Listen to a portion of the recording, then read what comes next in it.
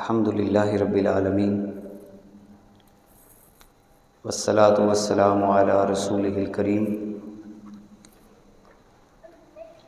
اما بعد فاعوذ باللہ من الشیطان الرجیم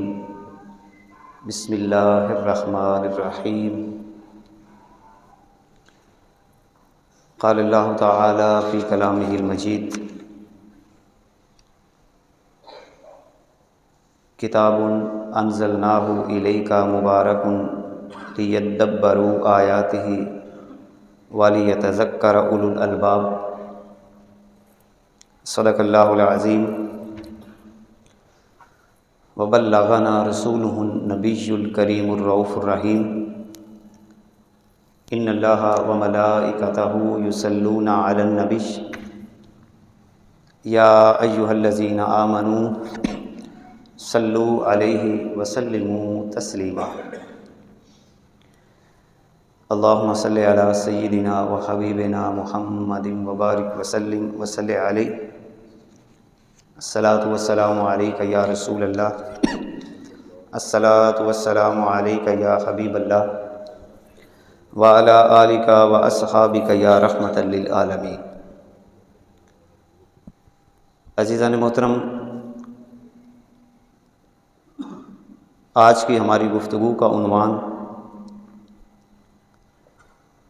سیدنا موسیٰ علیہ السلام کا مصر سے مدین کی طرف سفر۔ اللہ تعالیٰ نے اس واقعہ کو قرآن میں بیان کیا۔ اس واقعہ کی روشنی میں جو ہمارا موضوع چل رہا ہے تدبر قرآن کے حوالہ سے، اسی موضوع کی روشنی میں اس واقعہ سے حاصل ہونے والے نتائج اور انسان کی عملی زندگی کے ساتھ اس واقعہ کا کیا تعلق ہے، آج کے ہماری گفتگو میں اسی کی روشنی میں گفتگو کی جائے گی۔ سب سے پہلے ہم آیات بینات کا ترجمہ کرتے ہیں جو اس واقعہ کے متعلق ہے، پھر اس کے بعد اس سے حاصل ہونے والے نتائج کو جاننے کی کوشش کرتے ہیں۔ اور ابتدائی طور پر یہ بات بھی ذہن میں رہے کہ یہ سلسلہ جو ہم نے تدبر قرآن کا شروع کیا ہے، یہ محض اس مقصد سے نہیں ہے کہ میں اور آپ بس 2-4 جمعے اس کے متعلق پڑھ لیں اور اس کے بعد ہم میں سے ہر شخص عملی طور پر اس سے روگردانی کرے۔ اصل میں مسئلہ یہ ہے کہ جب تک ہم تدبر قرآن کا موضوع اپنی عملی زندگی میں لے کر نہیں آئیں گے، قرآن کے اصل مقصد سے دوری کی وجہ سے ہم کبھی بھی بحیثیت امت مسلمان ہونے کے ناطے ترقی نہیں کر سکتے۔ اس کی ایک وجہ یہ ہے کہ ایک طویل مکالمہ جو حضرت عبداللہ ابن عباس اور حضرت عمر رضی اللہ تعالی عنہ کے درمیان ہے، اس طویل مکالمہ کا آخری حصہ یہ ہے کہ حضرت عبداللہ ابن عباس رضی اللہ تعالی عنہ آپ نے حضرت عمر رضی اللہ تعالی عنہ کو فرمایا کہ اگر یہ لوگ قرآن پڑھنے میں اس قدر جلد بازی کریں گے تو اور اس کے معنی اور مفاہیم کو صحیح طریقے سے نہیں سمجھ سکیں گے۔ یعنی جلد بازی سے مراد کیا ہے؟ تیزی کے ساتھ قرآن پڑھنا یا محض تلاوت کرنا۔ تو اس طریقے سے قرآن مقدس کے مفہوم کو اور معانی کو جب سمجھ نہیں سکیں گے تو حضرت عبداللہ بن عباس رضی اللہ تعالیٰ عنہ فرماتے ہیں کہ اس کا نتیجہ یہ ہوگا کہ لوگوں کے درمیان باہمی اختلافات پیدا ہوں گے،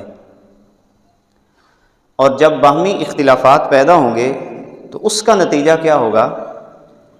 کہ امت مسلمہ جو ہے وہ آپس میں لڑائی اور جھگڑا کرے گی۔ اب اس قول کی روشنی میں بھی اگر دیکھا جائے، ہم اگر اپنی صورتحال کا جائزہ لیں تو یہ بات واضح ہے کہ ہم ایک دوسرے کے ساتھ لڑائی اور جھگڑا کرتے ہیں۔ اب اس کا حل کیا ہے؟ اس کا حل تدبر قرآن ہے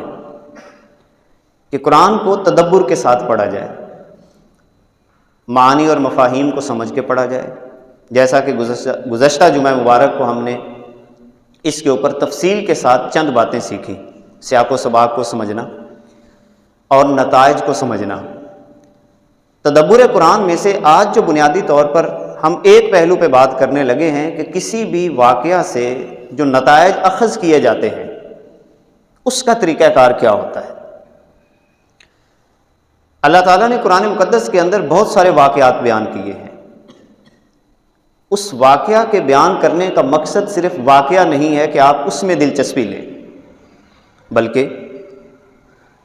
اس واقعہ کے اندر پائے جانے والے تمام کردار، ان کی نفسیات کو جاننے کی کوشش کرنی ہے۔ جیسا کہ آج کے قصے میں حضرت موسیٰ علیہ السلام کی نفسیات کو ہم سمجھیں گے کہ اللہ کے نبی ہونے کے ناطے، اللہ کے برگزیدہ ہونے کے ناطے، اللہ کے نیک بندے ہونے کے ناطے ان کی نفسیات کیا تھی۔ پھر اسی طرح ہم آج کے اس واقعہ کے اندر اس بات کو جاننے کی کوشش کریں گے کہ جن دو خواتین سے مکالمہ ہوتا ہے حضرت موسیٰ علیہ السلام کا، ان دو خواتین کی نفسیات کیا تھی، اور پھر وہ دو خواتین جس بزرگ کی بیٹیاں ہیں، جن کے بارے میں ایک قول یہ ہے کہ وہ حضرت شعیب علیہ السلام ہے، اور بعض لوگ یہ کہتے ہیں کہ وہ شعیب علیہ السلام نہیں ہیں بلکہ اللہ کے نیک بندے تھے اور کوئی اور تھے، یعنی اس میں اختلاف رائے مفسرین کا موجود ہے۔ اب وہ جو بزرگ تھے ان کی نفسیات کیا تھی؟ سیدنا موسیٰ علیہ السلام کا شہر مصر سے نکلنا، اس کی وجوہات کیا تھیں؟ ان تمام وجوہات کو جاننا، اور اس کی روشنی میں ہم نے کچھ نتائج اور ثمرات حاصل کرنے کی کوشش کرنا ہے کہ حالات حاضرہ میں اگر اس طرح کا واقعہ یا اس طرح کی حالت ہمارے سامنے پیش آ جائے تو ہم نے اس واقعہ کی روشنی میں اپنی عملی زندگی کو بہتر سے بہتر انداز میں آگے کیسے لے کر چلنا ہے۔ اب سب سے پہلے ہم مختصر انداز میں اس واقعہ کے حوالے سے چند باتیں وہ سیکھنے کی کوشش کرتے ہیں قرآن مقدس کی آیات کی روشنی میں۔ سب سے پہلی بات یہ ہے کہ اللہ تعالیٰ اس بات کو فرماتا ہے، یہ کتابیں یہاں کافی پڑی ہوئی ہیں،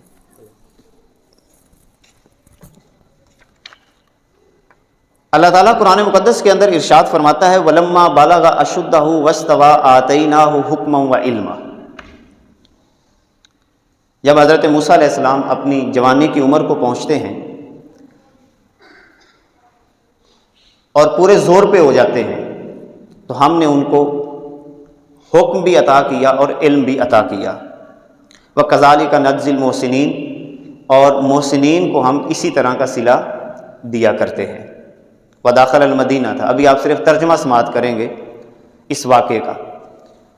وَدَخَلَ الْمَدِينَةَ، حضرت موسیٰ علیہ السلام شہر میں داخل ہوئے، عَلَىٰ حِينِ غَفْلَةٍ مِّنْ أَهْلِهَا، دوپہر کا وقت تھا کہ جب لوگ سوئے ہوئے تھے۔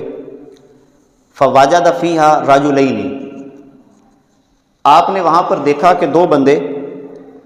یقتتلان، وہ آپس میں لڑ رہے ہیں، هَذَا مِنْ شِیعَتِهِ وَهَذَا مِنْ عَدُوِّهِ، ایک کا تعلق بنی اسرائیل کے ساتھ تھا اور دوسرے کا تعلق قبطیوں کے ساتھ تھا، یعنی جو بنی اسرائیل کے دشمن تھے۔ فَاسْتَغَاثَهُ الَّذِي مِنْ شِیعَتِهِ عَلَى الَّذِي مِنْ عَدُوِّهِ، موسیٰ علیہ السلام سے مدد مانگی اس بندے نے جو آپ کے گروہ کا تھا اس کے مقابلے میں جو آپ کے دشمنوں میں سے تھا۔ سیدنا موسیٰ علیہ السلام آگے بڑھے، فَوَاخَذَهُ موسیٰ، موسیٰ علیہ السلام آگے بڑھتے ہیں، فَقَضَىٰ عَلَيْهِ، چھڑوانے کے لیے، قتل کی نیت نہیں تھی، مارنے کی نیت نہیں تھی، چھڑوانے کے لیے جو بندہ ظلم کر رہا تھا اس کو زور سے دھکا دیا حضرت موسیٰ علیہ السلام نے، تو کیا ہوا، اس کا کام تمام کر دیا، یعنی اس کا انتقال ہو گیا۔ قال ھذا من عمل الشیطان، موسیٰ علیہ السلام فوراً یہاں پر اپنے آپ سے مخاطب ہو کے کہتے ہیں کہ یہ تو شیطان کی طرف سے ہو گیا کوئی کام۔ انہ عدو مضل مبین، بے شک وہ شیطان کھلا گمراہ کرنے والا ہے۔ قال ربی، اور موسیٰ علیہ السلام پھر اللہ کی بارگاہ میں عرض کرتے ہیں اے میرے رب انی ظلمت نفسی، اے اللہ میں نے اپنی جان پہ زیادتی کر لی ہے، فاغفر لی، مجھے معاف کر دے۔ فغفر لہ، تو اللہ تعالیٰ نے حضرت موسیٰ علیہ السلام کو معاف کر دیا۔ انہ هو الغفور الرحیم، بے شک وہ بڑا بخشنے والا رحم کرنے والا ہے۔ قال ربی بما انعمت علی، اور ساتھ حضرت موسیٰ علیہ السلام نے ایک بات اللہ تعالیٰ سے یہ بھی کر دی اس موقع پہ جب اللہ تعالیٰ نے حضرت موسیٰ علیہ السلام کو معافی عطا کی۔ قال ربی بما انعمت علی، اے میرے رب جو تو نے مجھ پر احسان کیا ہے، یعنی مجھے معافی دے دی ہے، فلن اکون ظہیرا للمجرمین، تو میں وعدہ کرتا ہوں کہ آئندہ میں ہرگز ظالموں کا، مجرموں کا مددگار نہیں بنوں گا، یعنی کسی ظالم کا ساتھ نہیں دوں گا، کسی مجرم کا ساتھ نہیں دوں گا۔ یہ دن گزر گیا۔ فاصبح فی المدینہ، صبح اسی شہر میں ڈرتے ہوئے داخل ہوئے، خائفا یترقب، اس انتظار میں تھے کہ جو کل واقعہ ہوا تھا آج مجھ سے پوچھا جائے گا کہ کل تو نے ایک بندے کو مارا تھا اور وہ مر گیا۔ فَإِذَا الَّذِي اسْتَنصَرَهُ بِالْأَمْسِ يَسْتَصْرِخُهُ، جب حضرت موسیٰ علیہ السلام شہر میں داخل ہوئے تو دیکھا کہ وہی بندہ کہ جس نے کل مدد طلب کی تھی، وہ لڑائی کر رہا تھا کسی سے، آج پھر وہ فریاد کر رہا ہے۔ قَالَ لَهُ مُوسَىٰ، موسیٰ علیہ السلام نے دیکھا کہ اسی بندے کی کل لڑائی تھی، جس لڑائی کی وجہ سے میں نے چھڑوانے کی کوشش کی، ایک کو دھکا دیا اور وہ مر گیا۔ حضرت موسیٰ علیہ السلام یہاں پر اس بندے سے کہنے لگے کہ کل بھی تیری لڑائی تھی، انکا لغوی مبین، تو بڑا کھلا گمراہ لگتا ہے، یعنی تیری لڑائی کی وجہ سے کل بھی ایک بندہ مرا اور آج پھر تو لڑائی کر رہا ہے۔ فلما ان اراد ان یبطش بالذی هو عدو لہما، اور آج کے دن بھی حضرت موسیٰ علیہ السلام پھر آگے بڑھے کہ ان کی لڑائی ختم کروائی جائے اور صرف ان کو چھڑوا دیا جائے۔ کل تو آپ نے دھکا دیا تھا اور آپ آگے بڑھے تاکہ ان کو چھڑوا دیا جائے۔ تو وہ بندہ جس نے کل مدد مانگی تھی اور اس کے مقابلے میں بندہ قتل ہو گیا، یعنی مر گیا، اب وہ بندہ اس کو ڈر لگا کہ کہیں موسیٰ علیہ السلام آج مجھے نہ مکہ ماریں، اور کل ان کا مکہ لگا تھا تو وہ بندہ مر گیا تھا تو کہیں میں بھی نہ مر جاؤں۔ اب اس کے دل کے اندر جب ڈر پیدا ہوا تو وہ کہنے لگا حضرت موسیٰ علیہ السلام سے، قال یا موسیٰ اترید ان تقتلنی کما قتلت نفسا بالامس، اے موسیٰ کیا تو مجھے بھی اسی طرح قتل کرنا چاہتا ہے جیسے تو نے کل ایک بندے کو قتل کیا؟ ان تریدو الا ان تکون جبارا فی الارض، اور وہ بندہ حضرت موسیٰ علیہ السلام سے کہنے لگا کہ تو چاہتا ہی یہی ہے کہ زمین کے اندر تو جابر بن جائے، وما ترید ان تکون من المصلحین، اور تیرا ارادہ یہ ہے ہی نہیں کہ تو صلح جوئی کرنے والوں میں سے ہو جائے۔ یہ حضرت موسیٰ علیہ السلام کو اس نے چند باتیں کر دی۔ اب ہوا کیا، یہ خبر پھیل گئی شہر کے اندر، بات فرعون تک پہنچی۔ فرعون نے میٹنگ بلائی، میٹنگ بلا کر اس نے اپنی پولیس کو حضرت موسیٰ علیہ السلام کے پیچھے لگانے کا آرڈر جاری کر دیا۔ فرعون کے دربار کے اندر ایک مخلص آدمی تھا جو حضرت موسیٰ علیہ السلام سے محبت کرتا تھا۔ جب اس نے یہ سارا دیکھا کہ فرعون جو ہے یہ حضرت موسیٰ علیہ السلام کو قتل کرنے کا ارادہ کر چکا ہے، وہ فوراً وہاں سے دوڑا اور آ کر حضرت موسیٰ علیہ السلام کو بتایا۔ کیا بتاتا ہے؟ اس کا ذکر اللہ تعالیٰ قرآن میں کرتا ہے، وَجَاءَ رَجُلٌ مِّنْ أَقْصَى الْمَدِينَةِ يَسْعَىٰ، تیزی کے ساتھ دوڑتا ہوا ایک بندہ آتا ہے اور کہتا ہے قَالَ يَا مُوسَىٰ ان الملأ یأتمرون بک، بے شک دربار والے، یعنی جو فرعون کے دربار والے سارے لوگ ہیں، وہ تیرے قتل کا مشورہ کر رہے ہیں، لیقتلوک فاخرج انی لک من الناصحین، میں تمہیں نصیحت کرتا ہوں اور تیرے خیر خواہوں میں سے ہوں، تو جلدی جلدی اس علاقے سے نکل جا۔ حضرت موسیٰ علیہ السلام کو اس بندے نے آ کے مشورہ دیا کہ تو یہاں پہ نہ ٹھہر، جلدی جلدی یہاں سے نکل جا۔ فخرج منہا، حضرت موسیٰ علیہ السلام وہاں سے نکلے، خائفا یترقب، اور یہ خوف بھی تھا کہ کوئی پیچھا کر رہا ہے۔ قال ربی نجنی من القوم الظالمین، اور ساتھ اللہ کی بارگاہ سے ایک دعا بھی مانگ لی کہ اے اللہ مجھے ظلم کرنے والی قوم سے نجات عطا فرما دے۔ یہاں پہ ظالم لوگ ہیں، اے اللہ مجھے ظلم کرنے والی قوم سے نجات عطا فرما۔ ولما توجہ تلقاء مدینہ، جب حضرت موسیٰ علیہ السلام مدین کے راستے چلے پھر ایک اور دعا مانگی، کیونکہ راستہ بڑا کٹھن تھا۔ اگر آپ جغرافیائی اعتبار سے دیکھیں تو مصر سے لے کر مدین کا راستہ پہاڑیاں ہیں، جنگلات ہیں، خطرناک راستہ تھا۔ تو یہاں پر حضرت موسیٰ علیہ السلام نے پھر اللہ کی بارگاہ سے دعا مانگی، عسیٰ ربی ان یہدینی سواء السبیل، کہ مجھے امید ہے کہ میرا رب مجھے سیدھی راہ دکھا دے گا۔ ولما وارد ماء مدین، بالآخر حضرت موسیٰ علیہ السلام مدین پہنچے، جہاں پہ اہل مدین اپنے جانوروں کو پانی پلایا کرتے تھے۔ واجد علیہ امہ، آپ نے وہاں پر لوگوں کے ایک گروہ کو دیکھا، یسقونا، وہ اپنے جانوروں کو پانی پلا رہے تھے۔ وواجد من دونہم امرأتین، اور وہاں پر دو عورتیں بھی دیکھیں حضرت موسیٰ علیہ السلام نے، تذودان، وہ کیا کر رہی تھیں، ایک چھڑی کے ساتھ اپنے جانوروں کو روک رہی تھیں کہ یہ آگے پانی پینے کے لیے نہ آئیں۔ جب حضرت موسیٰ علیہ السلام نے دیکھا کہ یہ دو خواتین کھڑی ہوئی ہیں اور یہ آگے آ کے پانی پلا نہیں رہی، قال ما خطبکما، حضرت موسیٰ علیہ السلام نے ان دو خواتین سے پوچھا کہ تمہیں کیا ہے، تم پانی نہیں پلاتی؟ قالتا لا نسقی حتی یصدر الرعاء، وہ دونوں خواتین کہنے لگیں کہ ہم اس وقت تک پانی نہیں پلاتی جب تک کہ یہ سارے چرواہے اپنی بکریوں کو پانی پلا کر واپس نہیں چلے جاتے۔ وَأَبُونَا شَيْخٌ کبیر، اور ہمارے ابا جان بہت بوڑھے ہیں۔ فَسَقَىٰ لَهُمَا، حضرت موسیٰ علیہ السلام نے ان دو خواتین کی بکریوں کو پانی پلا دیا۔ ثُمَّ تَوَلَّىٰ إِلَى الظِّلِّ، اور پانی پلا کر پیچھے ایک سائے میں بیٹھ گئے اور ان خواتین کی طرف کوئی توجہ نہ کی۔ فقال ربی، اور ساتھ پھر ایک دعا مانگی، انی لما انزلت الی من خیر فقیر، بھوک لگی ہوئی تھی کیونکہ پورا سفر آپ نے کوئی کھانا نہیں کھایا تھا، پتوں پہ گزارا کر رہے تھے کیونکہ جلدی میں نکلے تھے مصر سے، وہاں سے بھاگ کر نکلے تھے، تو پورے سفر کے درمیان آپ صرف جو چشمے کا کوئی پانی ہوتا یا پتے ہوتے اس پہ گزارا کرتے رہے، اور اب بھوک بھی بڑی شدید لگی تھی۔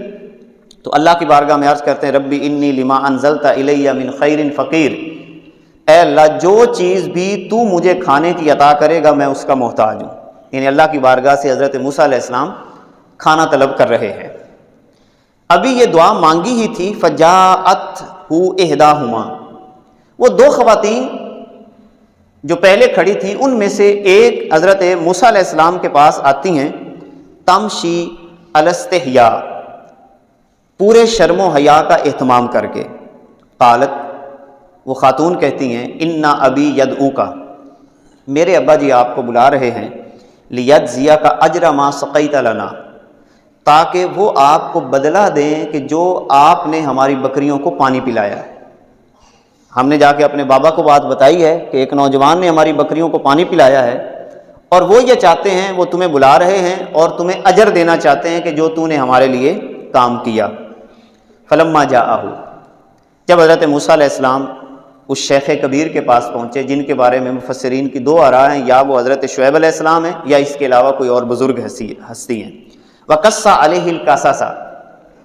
اور حضرت موسیٰ علیہ السلام نے اپنا سارا واقعہ بیان کیا کہ میں مصر سے لے کر اب تک جو میں نے سفر طے کیا ہے اس کی وجہ کیا ہے۔ قال لا تخف، تو وہ شیخ کبیر بولے کہ اب آپ خوف نہ کریں، نجوت من القوم الظالمین، جو دعا حضرت موسیٰ علیہ السلام نے پہلے مانگی تھی کہ اے اللہ مجھے ظالم قوم سے نجات عطا کر دے، اس بوڑھے شیخ نے بھی آگے سے کیا کہا کہ اب تو ظالم قوم سے نجات پا چکا ہے، یعنی وہی جملہ انہوں نے بھی آگے سے دہرایا۔ قالت احداہما، اب ان میں سے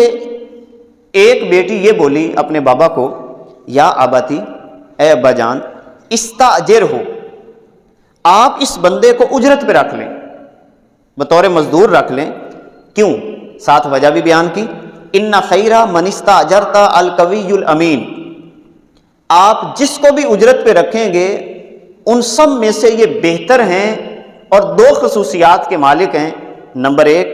یہ طاقتور بھی ہیں اور امانت دار بھی ہیں۔ بچیوں نے حضرت موسیٰ علیہ السلام کے پورے انداز کو آبزرو کر لیا تھا کہ یہ بندہ کس درجے کا بندہ ہے، مضبوط بھی ہیں اور امین بھی ہیں۔ قال انی ارید ان انکحکا، بس یہاں سے پیچھے پیچھے تک اب ہم اس تمام تر واقعہ سے حاصل ہونے والے نتائج کو سیکھنے کی کوشش کرتے ہیں۔ سب سے پہلی بات جو اس واقعہ سے ہمیں حاصل ہوتی ہے تدبر قرآن کے حوالہ سے، کہ اگر زندگی کے اندر کوئی ایسے حالات پیدا ہو جائیں کہ جو مقصد آپ حاصل کرنا چاہتے ہیں اور اس مقصد کے اندر کوئی بہت بڑی رکاوٹ پیدا ہو رہی ہو، تو آپ اس جگہ سے ہجرت کر جائیں، یعنی آپ وہاں پہ نہ ٹھہریں۔ اگر حالات سازگار نہ ہوں، حالات ایسے پیدا ہو جائیں کہ جس سے آپ کا مقصد پورا نہیں ہو رہا، تو آپ کیا کریں؟ اس مقام سے ہجرت کر جائیں۔ اب دیکھیں نبی کریم صلی اللہ علیہ وسلم نے بھی یہی کام کیا۔ مکہ کے اندر 13 سال محنت کی، اللہ کے پیغام کو پہنچایا، طائف کے اندر گئے، مختلف علاقوں میں جا کر اللہ کا پیغام پہنچایا، اور جب لوگ سرکشی میں اور بڑھتے چلے گئے، مخالفت اور بڑھتی چلی گئی، تو اللہ تعالیٰ کی طرف سے حکم آیا کہ اے میرے پیارے محبوب، اگر آپ اپنے مقصد کو اور بہتر انداز کے ساتھ پایہ تکمیل تک پہنچانا چاہتے ہیں تو آپ اس جگہ پہ نہ رہیں بلکہ آپ یہاں سے ہجرت کر جائیں۔ تو اس وقت حضور علیہ الصلوۃ والسلام نے کیا کیا؟ مکہ کو چھوڑ کر مدینہ منورہ کے اندر سکونت کو اختیار کر لیا۔ اب ایک نتیجہ تو یہاں پر اس واقعہ سے ہمیں یہ ملتا ہے، گویا کہ اگر آپ دین متین کے لیے کسی بھی جگہ پہ محنت کرنا چاہتے ہیں، حالات سازگار نہیں ہوتے، رکاوٹ زیادہ ہے، تو آپ کسی اور جگہ پر ہجرت کریں گے تو اللہ تعالیٰ اس ہجرت کے صدقے آپ کی محنت کو بروئے کار لائے گا۔ ایک نتیجہ اس واقعہ سے ہمیں یہ حاصل ہوتا ہے۔ نمبر 2، مظلوم کی مدد اپنی استطاعت کے مطابق بندے کو کرتے رہنا چاہیے۔ کوئی بھی مظلوم ہے، آپ کی جتنی استطاعت ہے، آپ زبان سے کوئی بات کہہ سکتے ہیں، زبان سے کہہ دیں۔ آپ اپنے ہاتھ سے کسی کو روک سکتے ہیں، ہاتھ سے روک دیں۔ اگر آپ یہ بھی نہیں کر سکتے تو کم از کم دل کے اندر آپ اس شخص کے بارے میں ضرور بھی ضرور اللہ کی بارگاہ میں کوئی نہ کوئی دعا کریں کہ اے اللہ اس ظالم سے ہمیں نجات عطا فرما دے۔ اب یہ دونوں چیزیں ہمیں یہاں پہ ملتی ہیں۔ حضرت موسیٰ علیہ السلام جہاں تک ممکن تھا مظلوم کی مدد کرنا اپنے ہاتھ سے کر دی، دو لڑ رہے تھے، مظلوم کی مدد کر دی، اتنا ان کے اختیار میں تھا۔ مگر ایک چیز ابھی اختیار میں نہیں تھی کہ پوری سلطنت سے ٹکر لیتے۔ جب وہ بندہ مارا گیا اور جب پتہ چلا کہ اب یہاں پر یہ سارے ظالم اکٹھے ہو رہے ہیں،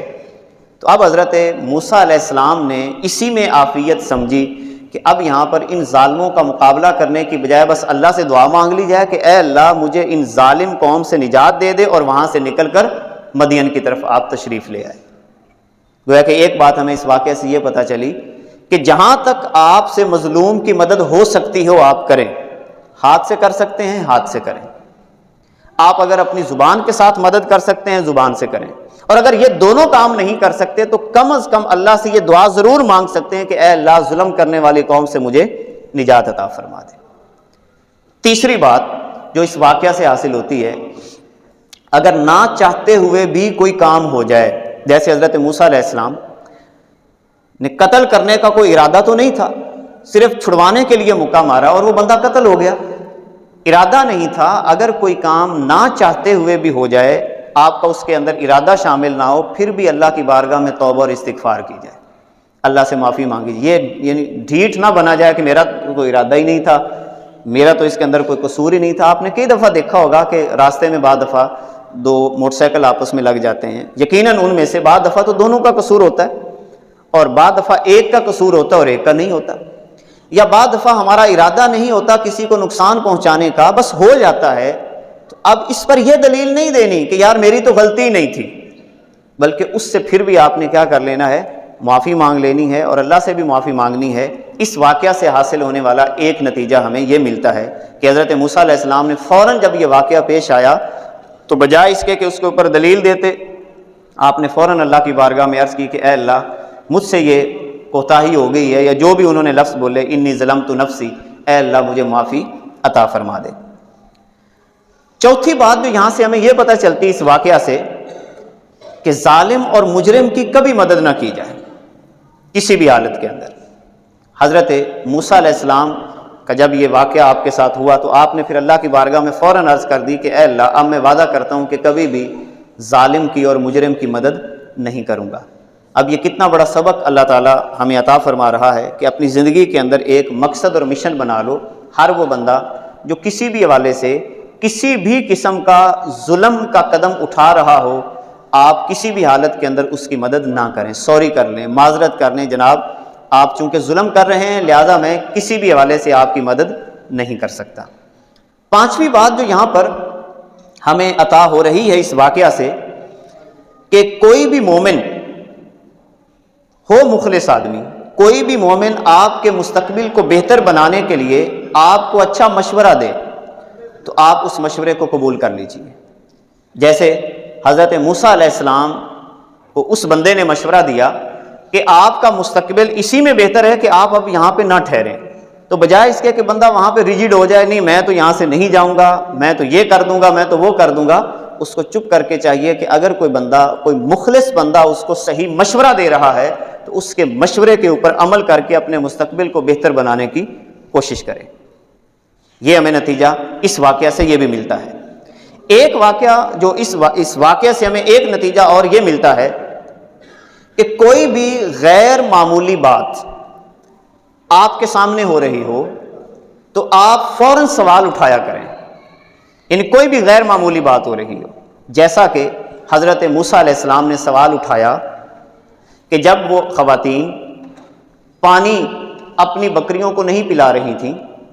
اور مرد سارے کے سارے پانی پلا رہے تھے، تو حضرت موسیٰ علیہ السلام نے فوراً یہاں پہ سوال اٹھایا کہ تم دونوں پانی کیوں نہیں پلا رہی؟ باقی تو سارے مرد پانی پلا رہے ہیں،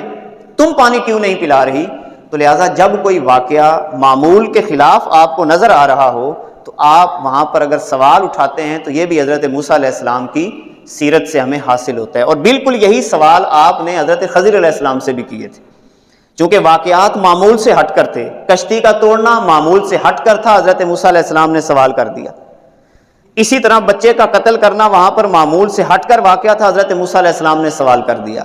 دیوار کا تعمیر کرنا معمول سے ہٹ کر تھا، حضرت موسیٰ علیہ السلام نے سوال کر دیا۔ لہذا کوئی بھی واقعہ آپ کے سامنے معمول سے ہٹ کر ہو رہا ہو تو وہاں پر سوال کرنا یہ حضرت موسیٰ علیہ السلام کی سنت ہے، حضرت موسیٰ علیہ السلام کا طریقہ ہے۔ کوئی بندہ ظلم کر رہا ہو، زیادتی کر رہا ہو، معمول سے ہٹ کر کوئی کام کر رہا ہو تو آپ وہاں پر فوراً سوال کریں، جناب یہ کام آپ کیوں کر رہے ہیں؟ آپ کو اس کی کیا ضرورت پیش آئی؟ الا حاصل قیاس۔ ایک بات اور جو یہاں سے ہمیں معلوم ہوئی کہ ظلم دیکھ کر خاموشی اختیار کرنا یہ ظلم کی معاونت ہے۔ سیدنا موسیٰ علیہ السلام نہ مصر میں خاموش رہے اور نہ یہاں پر کہ جب مرد تو پانی پلا رہے ہیں خواتین کیوں نہیں پلا رہی، تو یہ ایک ظاہری طور پر حضرت موسیٰ علیہ السلام کو ظلم نظر آیا تو حضرت موسیٰ علیہ السلام نے خاموشی اختیار نہیں کی بلکہ فوراً اپنا رد عمل جو ہے وہاں پر پیش کیا۔ لہذا جو بندہ ظلم پہ خاموش رہتا ہے وہ ایسا ہی ہے کہ جیسے وہ ظالم کا ساتھ دے رہا ہے۔ ایک اور بات جو یہاں سے پتہ چلی کہ باعزت خواتین کا معیار یہ ہوتا ہے کہ وہ مردوں کے ہجوم میں نہیں جاتی۔ باعزت خواتین جو ہیں وہ مردوں کے ہجوم میں نہیں جاتی، جیسا کہ یہاں پر وہ دو خواتین، حالانکہ مرد حضرات وہاں پہ سارا کا سارا معاملہ اپنا کر رہے تھے، پانی پلا رہے تھے، مگر وہاں پر خواتین پیچھے کھڑی ہوئی تھیں اور وہ انہوں نے آگے جانے کی کوشش نہیں کی کہ ہم بھی یہاں پر بھیڑ میں پھنس جائیں اور یہاں پر اپنے ریوڑ کو پانی پلائیں۔ تو باعزت خواتین کا اصول یہ ہوتا ہے کہ وہ اپنے آپ کو مردوں کے ہجوم سے بچاتی ہیں۔ ایک بات ہمیں اس واقعہ سے یہ بھی پتہ چلی، اور پھر یہ بات بھی پتہ چلی کہ مرد حضرات اگر زیادہ ہوں تو انہیں چاہیے کہ وہ خواتین کا احترام کریں۔ حضرت موسیٰ علیہ السلام نے جب یہ بھانپا کہ یہ مرد جو ہیں یہ ان دو خواتین کا احترام نہیں کر رہے، حالانکہ اگر ان کو پہلے پانی پلوا دیتے ہیں تو یہ گھروں کو چلی جائیں اور پھر بعد میں ہم پلا لیں گے، تو حضرت موسیٰ علیہ السلام نے کیا کیا؟ فوراً وہاں پر ایکشن لیا اور مردوں کو، ایک روایت کے اندر آتا ہے کہ مردوں کو پیچھے کیا اور ایک روایت کے اندر آتا ہے کہ ایک کنواں ساتھ اور تھا جو بند تھا، اس کے اوپر پتھر پڑے ہوئے تھے، حضرت موسیٰ علیہ السلام نے وہ پتھر اٹھائے اور ان خواتین کے ریوڑ کو وہاں پر پانی پلا دیا۔ تو یہ بات بھی پتہ چلی کہ اگر آپ خواتین دیکھتے ہیں اور مرد حضرات کسی جگہ پہ زیادہ، اب اس میں کئی چیزیں ہم نتیجے کے طور پر مزید بھی سمجھ سکتے ہیں۔ بعض دفعہ چوک چوراہے میں 5-6 نوجوان کھڑے ہیں، آپ نے دیکھا کہ بازار سے کچھ خواتین گھروں سے نکلی ہیں، تو اب مردوں کو چاہیے کہ ان کا راستہ چھوڑ دیں، وہ کسی الگ تھلگ کسی مقام پہ چلے جائیں، جب تک کہ وہ خواتین وہاں سے گزر نہیں جاتی دوبارہ اس مقام پہ نہ آئیں۔ یہ بات بھی ہمیں اس واقعہ سے پتہ چلتی ہے۔ ایک بات یہ بھی پتہ چلی کہ گھر میں اگر مرد کمانے والا نہ ہو تو عورت بامر مجبوری باہر نکل سکتی ہے، لیکن اگر جیسے یہاں پر بھی انہوں نے کیا کہا تھا کہ ہمارے جو بابا جان ہیں وہ بوڑھے ہیں، وہ بکریاں نہیں چرا سکتے، اس لیے ہم باہر نکلتی ہیں۔ اور یہ بات بھی ہمیں یہاں سے پتہ چلی کہ چونکہ باقی سارے مرد یہ پانی پلا رہے تھے اور خواتین وہاں پہ نہیں تھیں، اس سے یہ بھی نتیجہ نکلتا ہے کہ جب تک گھروں کے اندر مرد حضرات کام کاج بہترین طریقے سے کر سکتے ہوں، وہ اپنی خواتین کو اس حوالے سے باہر لوگوں کے سامنے نہ لائیں۔ ایک بات اور یہ پتہ چلی کہ جب آپ کسی کی مدد کر دیں تو آپ اب جتلانے کے لیے وہاں نہ بیٹھ جائیں۔ یہ نہیں حضرت موسیٰ علیہ السلام نے کیا کہ وہاں پر ان خواتین کی بکریوں کو پانی پلا کر یہ کہ دیکھو میں نے تمہاری بکریوں کو پانی پلایا، یہ کیا وہ کہ، بالکل پانی پلایا اور چھپ کر کے پیچھے جا کے ایک درخت کے سائے کے نیچے بیٹھ گئے اور ان خواتین کی طرف کسی قسم کی توجہ نہیں کی۔ اب یہ واقعہ ہمیں یہ بھی بتاتا ہے کہ کسی کی مدد کر کے جتلانا نہیں چاہیے، بلکہ بالکل بے رخی اختیار کر لی جائے اور کسی قسم کے وہاں پر رسپانس کی، رد عمل کی توقع جو ہے وہ کسی سے نہ رکھی جائے۔ اور یہ بات بھی پتہ چلی کہ اللہ سے فضل مانگنا چاہیے، حتی الامکان کسی کے سامنے اپنی مجبوری ظاہر نہ کریں۔ یہ بھی ایک ہمیں سبق ملتا ہے کہ حضرت موسیٰ علیہ السلام نے اپنی مجبوری کسی کے سامنے ظاہر نہیں کی کہ میں بھوکا ہوں یا مجھے پیاس لگی ہوئی ہے، بس اللہ کی بارگاہ میں دعا مانگی کہ اے اللہ جو تو مجھے عطا کرے گا میں اس کا محتاج ہوں۔ اللہ سے مانگا ہے، اللہ کے علاوہ کسی اور سے نہیں مانگا۔ تو یہ بات بھی ہمیں پتہ چلتی ہے کہ اپنی مجبوری کا اظہار جو ہے وہ کسی کے سامنے نہ کیا جائے، اور جب آپ اللہ سے مانگیں گے تو اللہ تعالیٰ آپ کی تمام ضروریات کو پورا کر دے گا۔ اور ایک بات یہ بھی پتہ چلی اس واقعہ سے کہ خواتین کو چاہیے کہ وہ حیا کا مکمل اہتمام کریں، جس کا ذکر اللہ تعالیٰ نے سورہ احزاب کے اندر بھی کیا ہے، حجرات کے اندر بھی ضمناً ذکر ہے کہ جب وہ باہر نکلیں تو بڑی چادریں لے کر نکلیں، اور بڑی چادریں بھی کس انداز کے ساتھ کہ پورے جسم کو انہوں نے ڈھانپا ہوا ہو، یعنی جب بھی وہ اپنے گھر سے باہر نکلیں تو بڑی چادریں ان کے جسم کے گرد موجود ہونی چاہیے۔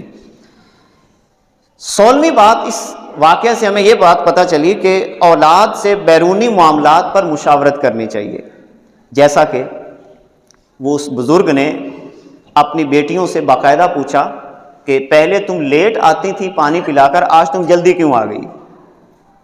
تو اپنے بچوں سے سوال و جواب کرنا کہ آج یہ کام تو نے کیوں کیا، جلدی کیوں گھر آ گئے، لیٹ کیوں آئے، تو اس طرح کی پوچھ گچھ کرنا، یہ بھی ہمیں اس واقعہ سے پتہ چلتی ہے۔ اور ایک اور بات بھی پتہ چلتی ہے کہ باپ کا اور بیٹیوں کا آپس میں کتنا گہرا رشتہ تھا کہ بیٹیوں نے جو واقعہ باہر ہوا ہے ان کے ساتھ انہوں نے منو انہو اسی انداز کے ساتھ بیان کیا ہے، کوئی بات چھپائی نہیں ہے۔ اب چونکہ جب ہم باتیں چھپاتے ہیں تو ہم حقیقت تک نہیں پہنچ پاتے، تو حضرت شعیب علیہ السلام یا اس کے علاوہ کوئی وہ بزرگ ہیں، انہوں نے اپنی بیٹیوں سے باقاعدہ سوال و جواب بھی کیے۔ اور 17ویں بات ہمیں یہ بات پتہ چلتی ہے کہ کسی بھی شخص کو اجرت پر رکھنے کی شرائط میں سے جو 2 بنیادی شرائط ہیں وہ امانت اور جسمانی مضبوطی ہے، کہ اگر آپ کسی کو اجرت پہ کام پہ رکھنا چاہتے ہیں تو 2 خصائص اس کے اندر ہونا ضروری ہیں، نمبر 1 کہ وہ امانت دار ہو، اور نمبر 2 کہ اس کے اندر جسمانی مضبوطی بھی ہو۔ اور آخری بات، ابھی یہ اس واقعہ کے صرف نتائج ہیں، آخری بات جو آج کی اس گفتگو میں آپ سے کرنا چاہوں گا کہ حضرت موسیٰ علیہ السلام کے ساتھ جب یہ سارا واقعہ پیش آیا تو اس بزرگ نے حضرت موسیٰ علیہ السلام کو اپنی بیٹیوں میں سے ایک بیٹی کی نکاح کی بھی پیشکش کر دی۔ اب نکاح کی پیشکش کیوں کی تھی؟ 2 بنیادوں پر، کہ امانت دار ہیں اور قوی ہیں، یعنی جسم مضبوط ہے، حالانکہ اجنبی ہیں، مسافر ہیں۔ اس کا مطلب یہ ہوا کہ اپنے بچوں کے نکاح کے لیے جو ہمارے ہاں عموماً یہ معیار بن چکا ہے کہ ہم کیا دیکھتے ہیں، حسن اور مال و دولت، یہ معیار ٹوٹلی غلط ہے، ٹوٹلی غلط ہے۔ شریعت اسلامیہ اس کی سختی سے نفی کرتی ہے، چونکہ مال کسی کے اختیار میں نہیں ہے، وہ اللہ کے اختیار میں ہے، وہ جس کو چاہتا ہے جتنا دیتا ہے۔ آپ اگر مال کی بنیاد پہ کسی کو ریجیکٹ کر رہے ہیں کہ یہ غریب ہے اور یہ امیر ہے، تو اس کا مطلب کیا ہوگا کہ آپ اللہ کی تقسیم کو ریجیکٹ کر رہے ہیں، اللہ پہ اعتراض کر رہے ہیں نا، اس کو زیادہ دیا اور اس کو تھوڑا دیا۔ اچھا، اسی طرح حسن یہ کسی بندے کے اختیار میں نہیں ہے،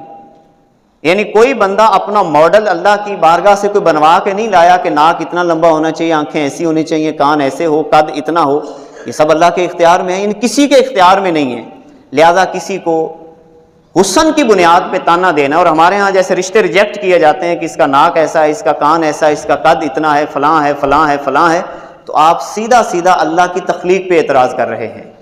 ایک چیز ہے انسان کے اختیار میں، وہ ہے اپنے آپ کو با اخلاق بنانا۔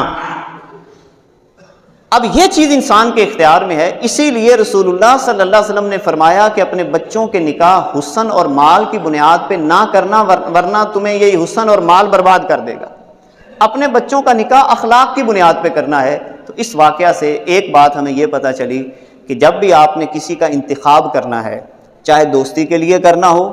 چاہے آپ نے اپنے بچوں کے نکاح کے لیے کرنا ہو، یا کسی شخص کو اجرت پہ رکھنا ہو، یا کسی کے ساتھ کوئی تعلق قائم کرنا ہو، تو آپ کے سامنے حسن اور مال بنیاد نہیں ہونی چاہیے، بلکہ اس کا اچھا اخلاق بنیاد ہونا چاہیے۔ یہ چند باتیں جو آج کے ہم نے اس نشست کے اندر تدبر قرآن کے تحت اور تدبر قرآن کے جو 30 طریقے ہیں، ان میں سے ایک طریقہ جو نتائج کا ہے، آج ہم نے صرف نتائج جاننے کی کوشش کی ہے اس واقعہ سے۔ اب ذرا اندازہ لگائیں، اگر قرآن کو اس انداز سے پڑھا جائے تو ہماری زندگیاں نہیں سنور جائیں گی۔ یعنی یہ ایک واقعہ سے کم از کم آج ہم نے 18 سے 20 نتائج حاصل کیے ہیں۔ اگر ہم اپنے گھروں میں بیٹھ کر اپنا وقت ضائع کرنے کی بجائے اپنے بیوی بچوں کے ساتھ، دوستوں کے ساتھ، جب بھی آپ یہاں پر بیٹھیں کسی سے بات کریں، تو آپ اور میں اگر اس انداز کے ساتھ قرآن کی تعلیم و تربیت کا اہتمام کریں گے تو یقیناً اللہ تعالی ہم پہ اپنی رحمتوں کا نزول فرمائے گا۔ وآخر دعوانا ان الحمد للہ رب العالمین۔